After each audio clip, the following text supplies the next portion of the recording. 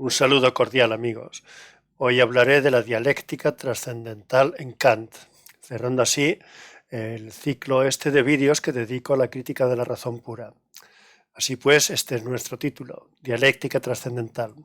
Vamos ya por el vídeo 109 de Historia de la Filosofía.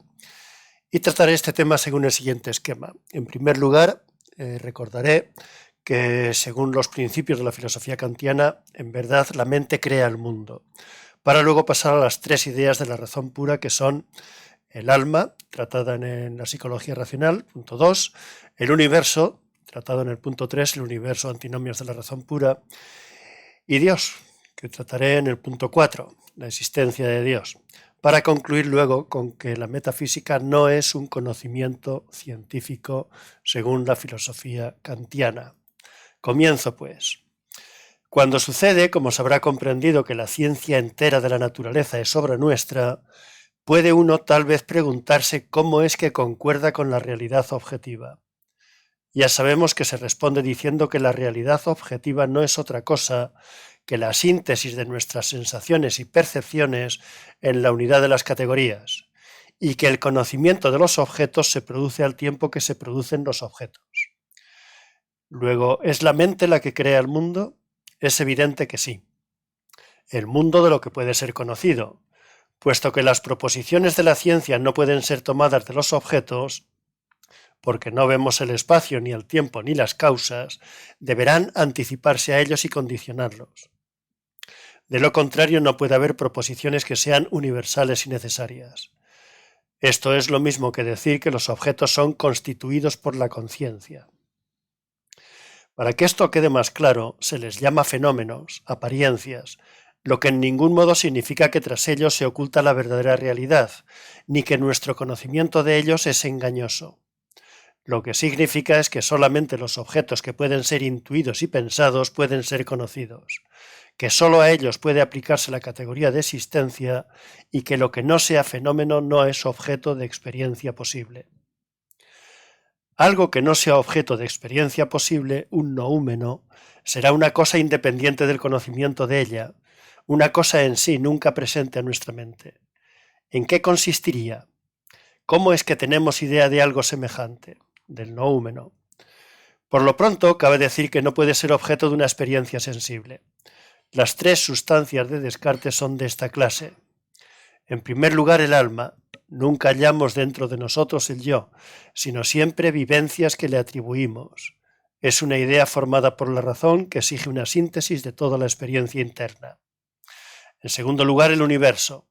Tenemos percepción de cosas particulares o de conjuntos de cosas particulares, pero el universo como totalidad unitaria no es nunca una percepción.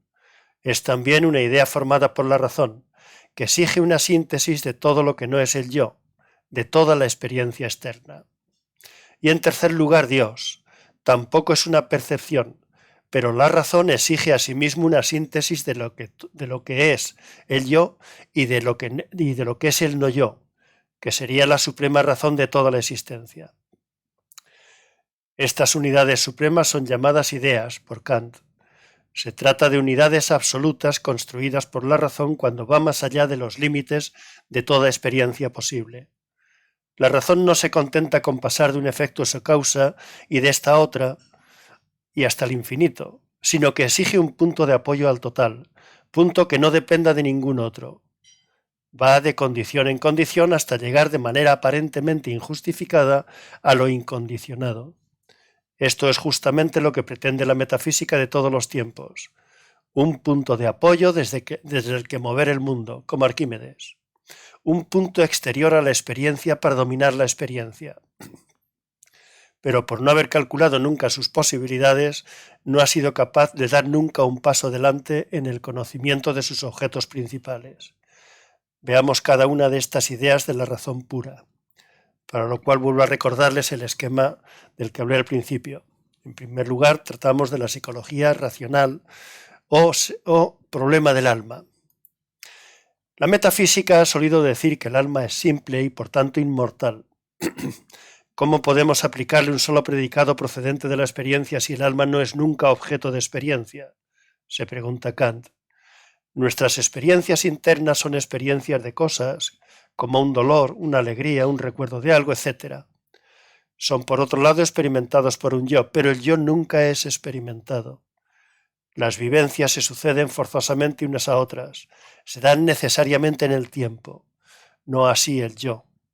Ahora bien, lo que queda fuera del tiempo no puede ser conocido por nosotros, ni se le puede en consecuencia aplicar predicado alguno significativo. En segundo lugar, veamos el universo o antinomias de la razón pura, que es el punto 3 de nuestro esquema.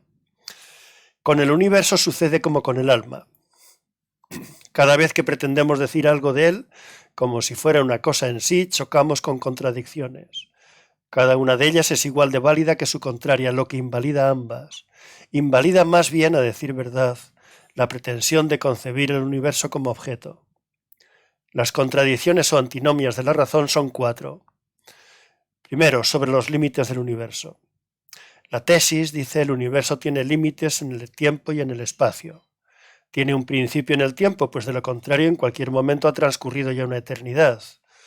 Ahora bien, la eternidad es algo que no tiene principio ni fin, algo que no transcurre. Luego no es posible que en un instante dado haya transcurrido una eternidad. Luego el universo tiene un comienzo en el tiempo, tiene también límites en el espacio, pues en caso contrario sería un infinito actual, lo cual es absurdo. Pero esta tesis tiene su antítesis que es igualmente válida y es la siguiente. El universo no tiene límites ni en el tiempo ni en el espacio. Si tiene un comienzo es que antes de él nada había. Entonces nada pudo originarlo y nada existiría ahora, pues de la nada nada puede surgir. Pero el mundo existe, luego ha tenido un comienzo en el tiempo.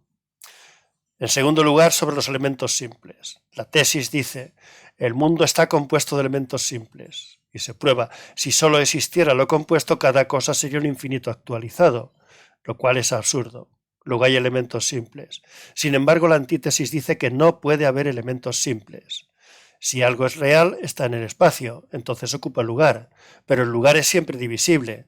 Habría que admitir un elemento indivisible en el espacio, una especie de punto cero.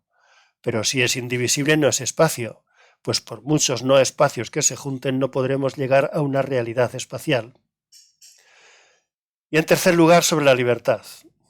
La tesis y la antítesis son igualmente válidas y son las siguientes. Tesis.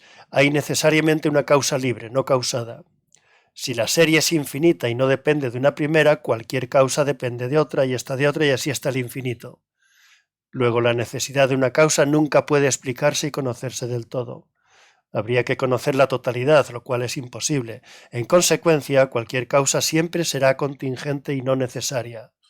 Para que no todo sea contingente, es necesario admitir una causa incausada, libre, que sea la causa o razón de todas las demás.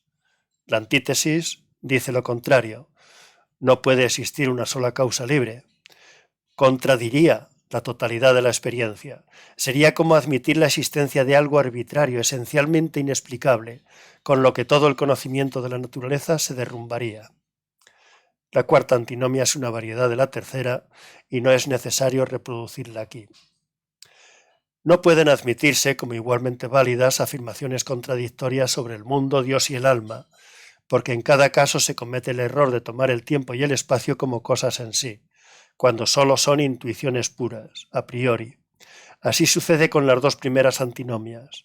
La solución es que la tesis y la antítesis son falsas ambas, pues el espacio, el tiempo, el universo o el alma ni son finitos ni infinitos, ni puede aplicárseles ningún predicado, pues no son cosas a las que se pueden aplicar conocimientos procedentes de la experiencia. En la tercera antinomia, por el contrario, la tesis puede ser verdadera para el mundo fenoménico y también la antítesis para el nouménico. Y pasamos por último, o por penúltimo, mejor dicho, a la tercera idea de la razón pura de Kant, que es la existencia de Dios, punto 4 en nuestro esquema. La existencia de Dios y sus pruebas es el asunto. Sobre el argumento ontológico, Kant opina que siendo la existencia una categoría formal, aplicable solo a la experiencia sensible, para afirmar que algo existe no basta con tener su idea, sino que es necesario además tener o poder tener la percepción sensible de ese algo. pero de Dios no tenemos ni tendremos percepción sensible alguna. Luego, del hecho de que tenemos la idea de un ser perfecto, no podemos pasar a la posibilidad de que sea percibido, es decir, a la posibilidad de su existencia. Sobre el cosmológico, que afirma que de una causa se pasa a la anterior y de ella a otra hasta llegar a una primera, que sea el origen de toda la serie, Kant dice que no hay razón alguna por la que se haya de poner fin a la aplicación de la categoría causal al llegar a aquella supuesta primera causa. Las razones que da el autor contra el argumento teleológico no es preciso mostrarlas aquí. La consecuencia de todo esto es que la metafísica se equivoca por querer salir de los límites de la experiencia, por tomar como objeto algo imposible de conocer. Es que la metafísica no es posible como conocimiento científico. No puede haber juicios sintéticos a priori en ella. ¿Hay algún otro tipo de posibilidad? Y este es el punto quinto de nuestro esquema. Efectivamente, según los principios de la filosofía kantiana, la metafísica no es un conocimiento, será un pensamiento a lo máximo, pero no podemos tener juicios sintéticos a priori en metafísica. La metafísica iniciada por Parménides pretende ser conocimiento científico, pero por una vía que no resulta válida. Si hubiera una vía no científica que condujera a los objetos tradicionales de la metafísica, habría que conceder al menos que las verdades sobre esos objetos serían irrefutables científicamente, con lo que constituirían una metafísica fuertemente establecida. A juicio de Kant, el negarla como saber científico equivale a colocar la metafísica al resguardo de los ataques de la física, la matemática y la ciencia en general.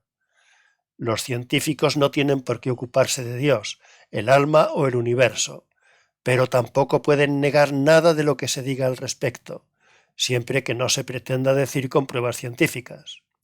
El conocimiento científico tiene derecho a su terreno, y es el único capacitado para explorarlo, pero no puede salir de él. Si lo hace, deja de ser conocimiento científico y se convierte en otra cosa. Dicho lo cual, es preciso advertir que existe una metafísica que no solamente es posible, sino real, a juicio de Kant, pero no está basada en la actividad cognoscitiva del sujeto, sino en otra actividad de su conciencia. El hecho es que la razón no puede razonar, conocer y demostrar la libertad, la inmortalidad, Dios o el alma, pero tampoco puede oponerse cuando se dan esas convicciones. Y esas convicciones encontrarán su fundamento peculiar en la filosofía kantiana, en la crítica de la razón práctica, en la moral. Esto lo veremos en el próximo vídeo, donde analizaremos los fundamentos morales de la metafísica según Kant. Hasta entonces, amigos.